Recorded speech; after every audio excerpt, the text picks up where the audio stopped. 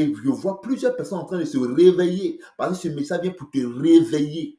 À partir d'aujourd'hui, tu vas t'en rendre compte qu'il y a des choses que Dieu veut faire dans ta vie là. Tu es en train de dormir. Et tu vas te dire aujourd'hui, qui te fait dormir? Tu sais qui te fait dormir?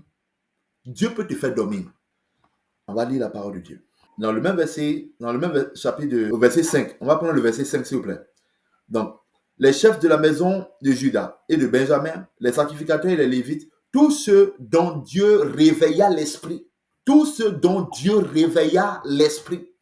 Est-ce que tu peux souligner ça ou même l'écrire quelque part? Tous ceux dont Dieu réveilla l'esprit se levaient pour aller bâtir la maison de l'Éternel à Jérusalem. C'est-à-dire, depuis ils sont allés à Babylone, ils étaient assis là-bas tranquillement, sans s'inquiéter de la maison de l'Éternel. Mais quand Dieu a réveillé leur esprit, ils se sont dit, oh, waouh, on doit maintenant aller bâtir la maison de l'Éternel. On doit aller ceci, on doit aller cela. Bien aimé, ce réveil-là, c'est ce qu'on appelle la prise de conscience. Nous tous ici, nous étions des païens, des gros païens. Et un jour, l'évangile est venu. L'Esprit de Dieu est venu te convaincre de péché et de jugement. Tu as tapé ta tête, wow!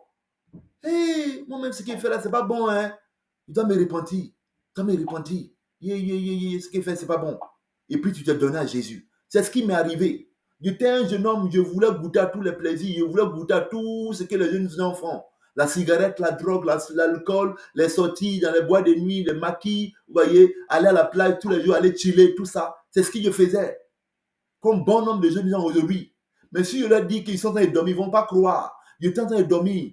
Mais le jour qu'il a entendu la voix de Dieu en 2015, il était en train de fumer la cigarette. Lorsqu'il a entendu la voix de Dieu, la cigarette était dans ma main.